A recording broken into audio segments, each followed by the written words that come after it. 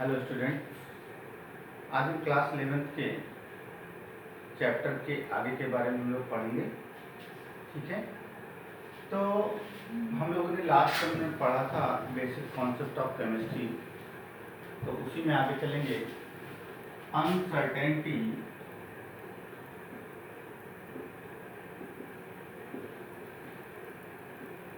Of the measurement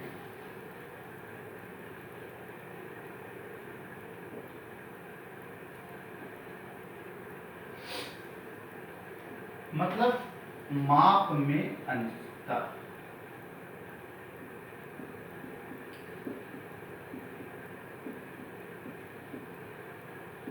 देखिए, ये topic बहुत इंपॉर्टेंट टॉपिक है।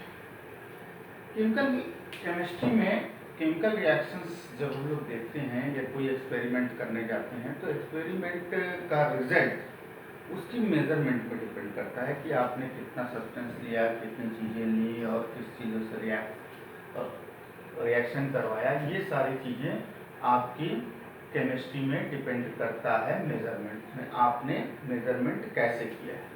तो मेजरमेंट में हमेशा कुछ न कुछ कमी हो जाती है, कुछ न कुछ गलतियाँ हो जाती हैं, और इन गलतियों की वजह से हमारे जो एक्सपेक्टेड रिजल्ट होते हैं वो नहीं आते।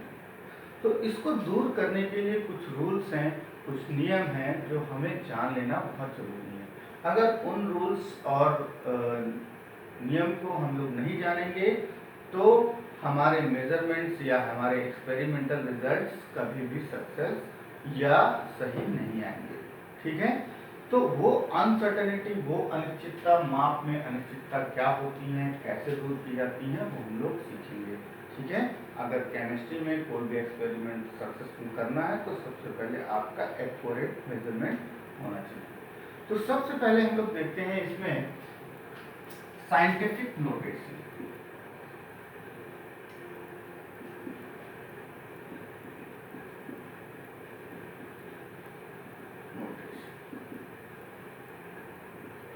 साइंटिफिक नोटेशन क्या होता है? साइंटिफिक नोटेशन को हम इस तरीके से समझेंगे कि सपोज दैट ये हमारी वैल्यू लिखी है 0001। ठीक, अब अगर हम इसको बार बार मल्टीप्लाई कर रहे हैं तो 0.001 बार बार मल्टीप्लाई कर रहे हैं तो गलतियां हो सकती हैं। तो हम क्या लिख सकते हैं, इस तरीके से लिखते हैं 10⁻⁴।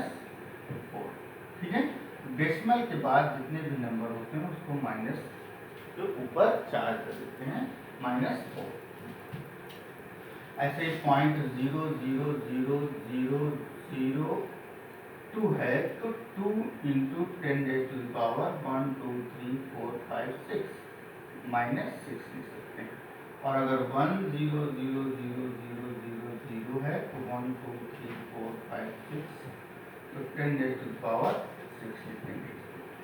इस तरीके से हम लोग जब इन वैल्यू को नोटेट करते हैं तो इसको हम क्या बोलते हैं, साइंटिफिक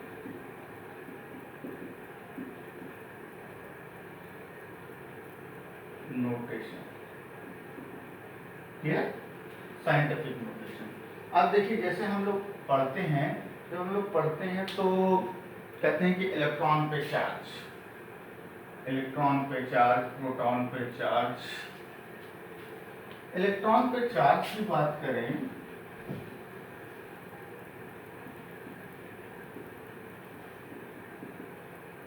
इलेक्ट्रॉन पे चार्ज देखें तो 1.6 × 10⁻⁻19 कूलम। ये हम इस तरीके से लिख देते हैं। अगर ये साइंटिफिक नोटेशन, जिस तरह से लिखने का तरीका हमें ना पता हो तो हम लोग कैसे लिखेंगे, डेसिमल पहले लगाएंगे 1 2 3 4 5 6 7 8 9 10 11 12 13 14 15 16 17 18। ये वैल्यू है आपकी charge on electron, charge on electron. Suppose ये इस तरह से हम लोग को लिखना ना आता और इस तरह से हम लोग बार बार लिखते तो कितना टाइम वेस्ट होता, और टाइम वेस्ट होने के साथ साथ जो है हमसे मिस्टेक भी हो जाती है। सपोज दैट हमने कभी एक 0 भूल गए या 2 0 भूल गए तो ये वैल्यू क्या हो जाएगी, गलत हो जाएगी। तो इस तरीके से हम लोग साइंटिफिक नोटेशन को इस्तेमाल करते हैं। केमिस्ट्री में हमेशा पावर के रूप में लिखते हैं जितने भी नंबर होते हैं। जैसे सपोज दैट हमको लिखना है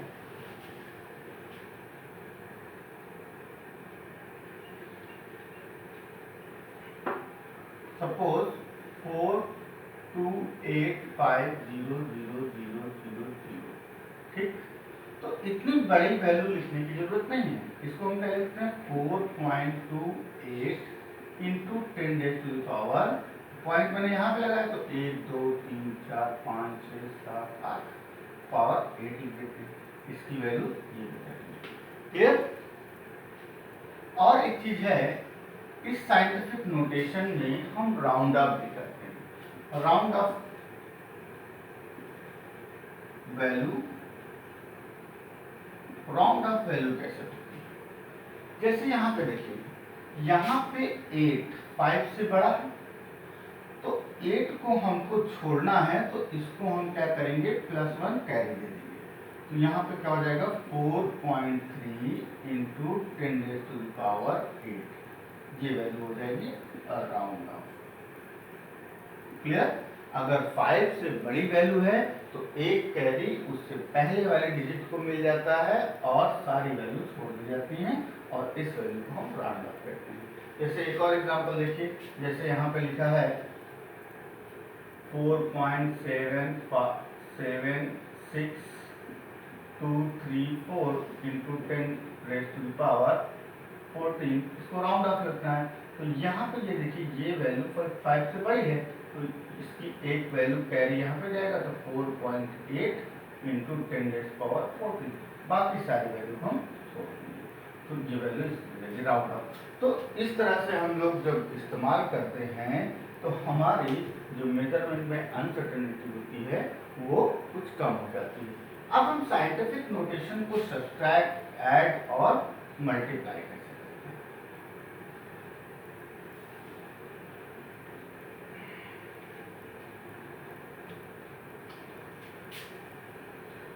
subtraction, addition, multiplication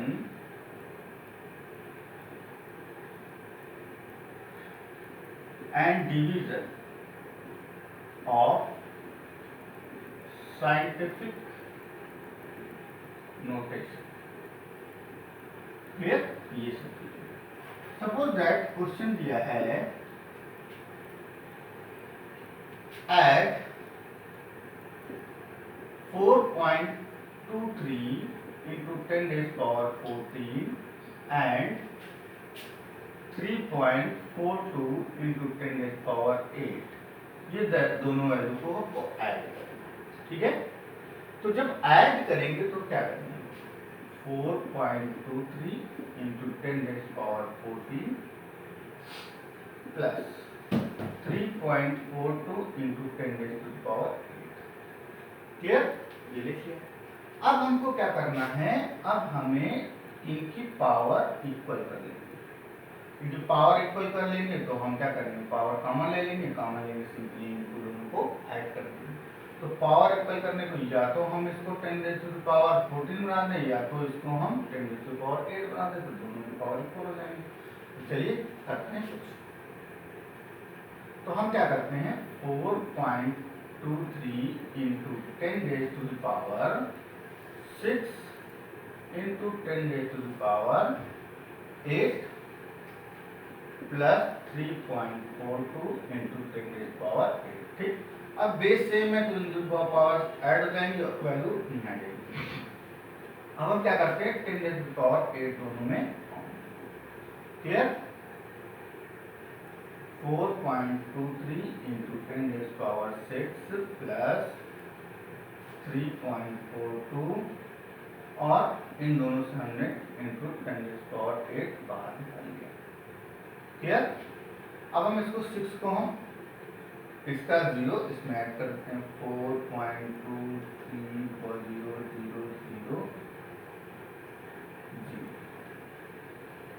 plus 3.42 into 10⁻8। ठीक, अब इसको हम ऐड कर देते हैं, ये ऐड होगा 4230003.42 इंटू 10⁸ अब हमको क्या करना है, डेसिमल हम यहाँ पे लेके आएंगे, जिस तरह से हमें वैल्यू मिली थी उसी तरह से बनाना है। तो डेसिमल में डालेंगे 1 2 3 4 5 6 4.23 इंटू 10⁻⁴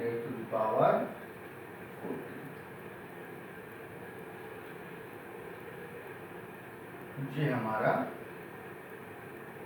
ऐड हो गया।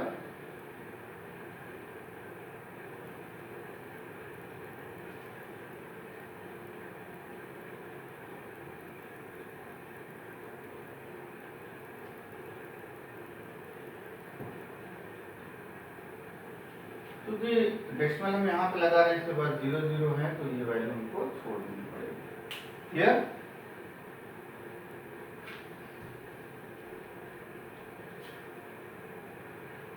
इसी तरीके से दूसरा क्वेश्चन देखते हैं,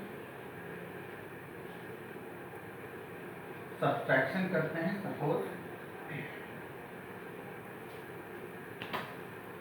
सब्ट्रैक्ट 4.32 into 10⁻⁶ and 3.32 into 10⁻⁶। ठीक है, यहाँ पे कर लेते हैं पावर। तो सबसे पहले हम इन दोनों की पावर सिमिलर करेंगे। 43.2 into 10⁵ एंड इसको हम क्या लिख दिया 43.2 4.36 एंड 3.232 इंटू 10⁵। अब दोनों की पावर सेम हो गई, हमको क्या करना है, घटा देना है। 43.2 माइनस इसको पहले लिख लेते हैं इंटू 10⁵ माइनस 3.32 इंटू 10⁵। अब इनसे हम क्या करेंगे, इनसे हम 43.2 माइनस 3.32 और 10⁵ हमने कॉमन ले लिया। क्लियर? कॉमन ले लिया। अब हम इनको सिंपली जो है माइनस कर देते हैं। तो 40 इसको साइड में कर लीजिए, 43.20003.32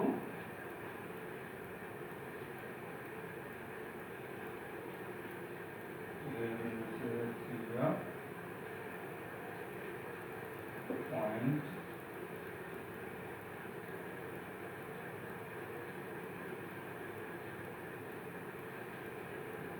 ये आ गया 39.88 into 10⁻⁴।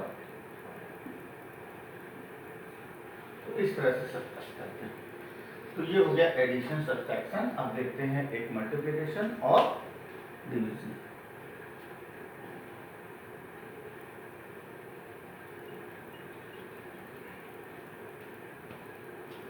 Multiplication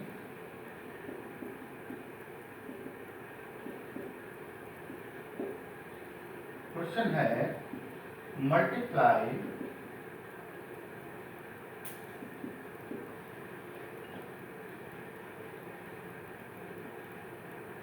3.2 into 10⁻⁶ and 4.2 into 10⁻⁴।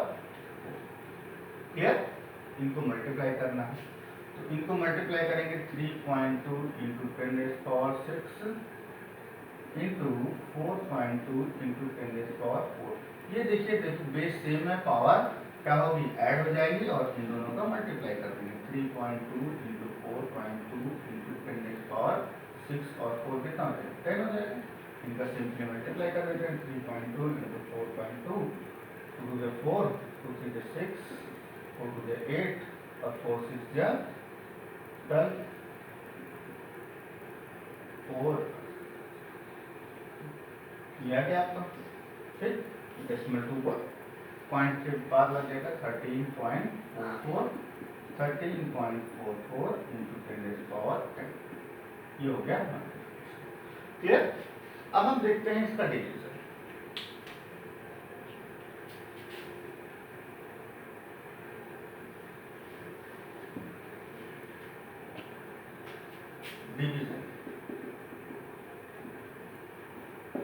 Suppose 6 into 10 raised power 8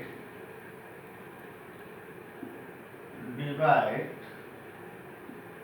and 3 into 10 raised power 4. ठीक है, डिवाइड करना है, चलिए डिवाइड कर लेते हैं। 6 into 10 raised power 8 ऊपर लिख लिया, 3 into 10 raised power 4 ऊपर। अब ये जो पावर जब ऊपर जाएगी तो माइनस में हो जाएगी, तो ये क्या हो जाएगा, ये हो जाएगा हमारा 6/3 into 10 raised power 8 into 10 raised power -4। Base से में पावर ऐड हो जाएंगी, 8 में से 4 गया तो 4 बचा, और 3 से डिवाइड हुआ तो 2 बार गया, तो 2 into 10 raised power 4। Clear?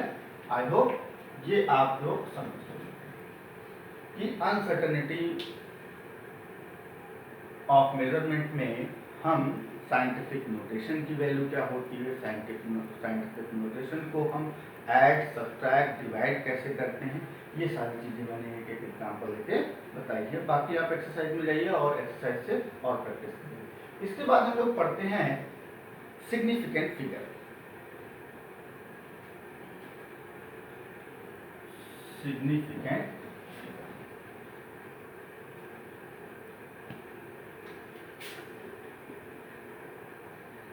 Significant figure. Significant figure क्या होता है? सपोज दैट जब हम मार्केट जाते हैं, मार्केट गए, मार्केट से मैंने एक सब्जी वाले के यहाँ से सब्जी ली, तो सब्जी वाले ने मेजरमेंट किससे किया, एक इलेक्ट्रॉनिक तराजू से करके दे दिया उसने, ठीक है। ठीक, अब उस इलेक्ट्रॉनिक तराजू की वैल्यू कहाँ तक एक्यूरेट हो सकती है? सपोज दैट 0.01, मान लीजिए हमने 1 किलो आलू कहा, तो वो 1 किलो आलू देगा 1.01 kg दे रहा है। इसका मतलब क्या हो गया? इसका मतलब ये हो गया कि उसने जिस तराजू से वेट किया है उसकी एक्यूरेसी 0.01 डेसिमल के 2 अंकों के बाद तक एक्यूरेट होगा। क्लियर? डेसिमल के 2 अंकों के बाद एक्यूरेट होगा। अब अगर हम जाते हैं सोनार के पास, और सोनार के पास जाके हमने सोना खरीदा, वो 1 kg खरीदा, तो उसने क्या किया, 1.00001 kg मुझे सोना दिया। तो इसका मतलब क्या है, सोनार के पास जो तराजू है उसकी एक्यूरेसी डेसिमल के 1 2 3 4 5 डिजिट तक एक्यूरेट है। समझ में आ गया? तो यहाँ पे अगर कोई वैल्यू लिखी हुई है तो ये बताती है कि वो वैल्यू जिस चीज से मेजर की गई है उसकी कैपेसिटी, एक्यूरेसी कैपेसिटी कहाँ तक होती है। तो यहाँ पे देखिए, यहाँ पे डेसिमल के इस तरफ की वैल्यू सर्टेन वैल्यू होती है, क्या बोलते हैं, सर्टेन वैल्यू, और डेसिमल के बाद की वैल्यू को क्या बोलते हैं, इसको हम सर्टेन वैल्यू और इसको अनसर्टेन वैल्यू। सर्टेन वैल्यू और अनसर्टेन। अनसर्टेनिटी इसमें होती है +1 हो सकता है या -1 हो सकता है, तो इसमें कम ज्यादा हो सकता है। तो इसके लिए हम क्या करते हैं, सिग्निफिकेंट फिगर का इस्तेमाल करते हैं। तो rules for significant figure, rules for significant figure. तो सिग्निफिकेंट फिगर को जानने के लिए रूल्स क्या होते हैं, rules for identify significant figure. तो पहला रूल जो है वो क्या कहता है, all non zero digits are significant. पहला रूल क्या है, all non zero digits are significant. मतलब 3 4 2 में सिग्निफिकेंट नंबर कितने हैं 3, 432 में सिग्निफिकेंट कितने हैं 3, 4.32 में सिग्निफिकेंट कितने हैं फिगर 3 है। तो यहाँ पे सिग्निफिकेंट फिगर कितने हैं 3।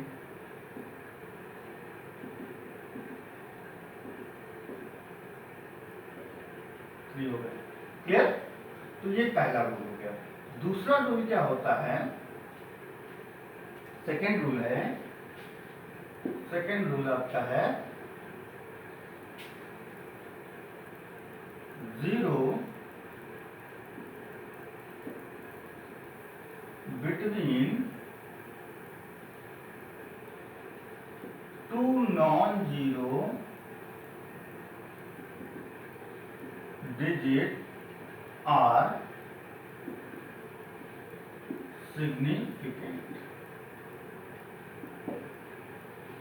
अगर 2.003 अगर यहाँ पे ये जीरो जो है दो नॉन जीरो डिजिट के बीच में है तो इसको भी क्या किया जाएगा, सिग्निफिकेंट में काउंट किया जाएगा। तो यहाँ पे सिग्निफिकेंट नंबर कितने हो गए 4 सिग्निफिकेंट।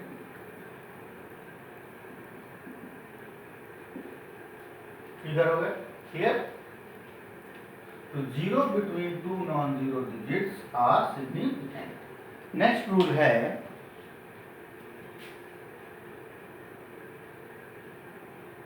तीसरा रूल है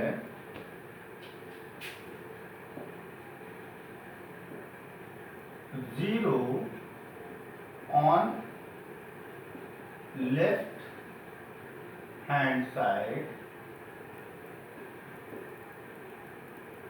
of non zero digit are significant. मतलब 2.000 लिखा हुआ है, sorry right hand side, right hand side 0 on right hand side of non zero digits are significant. तो यहाँ पे ये राइट हैंड साइड हो गया, राइट हैंड साइड में जो जीरो होंगे उनको भी सिग्निफिकेंट फिगर में काउंट किया जाएगा। तो यहाँ पे सिग्निफिकेंट फिगर कितने हो गए, यहाँ पे हो गया 1 2 3 4 हो गए, या 5.000 कितने हो गए 4 हो गए। तो यहाँ सिग्निफिकेंट फिगर कितना हो गया 4 हो गया। तो जीरो जो राइट हैंड साइड में होते हैं उनको हम काउंट करते हैं। नेक्स्ट रूल क्या है,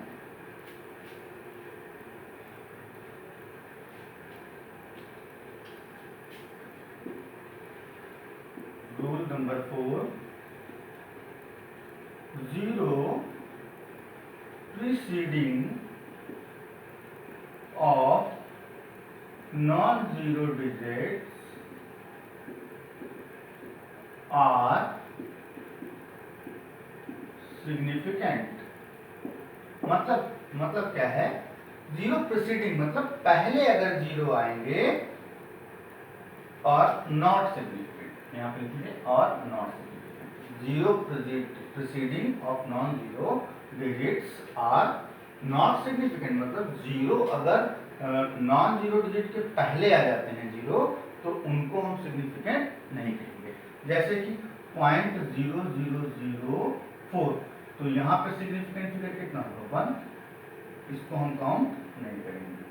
या 0.04 यहाँ पे सिग्निफिकेंट फिगर कितना होगा 1। इस तरह के जितने भी जीरो होंगे उनको हम काउंट नहीं करेंगे। नेक्स्ट है रूल नंबर 5,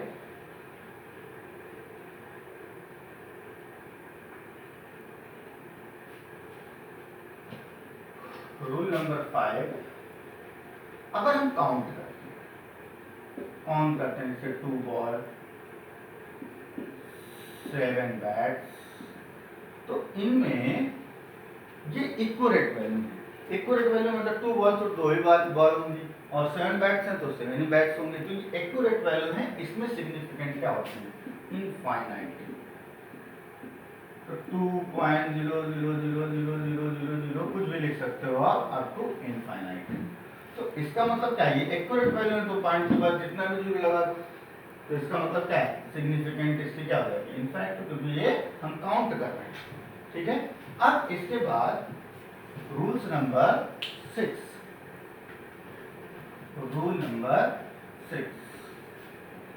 रूल नंबर 6 क्या है, वेरी इंटरेस्टिंग है। 6 if number is present in the scientific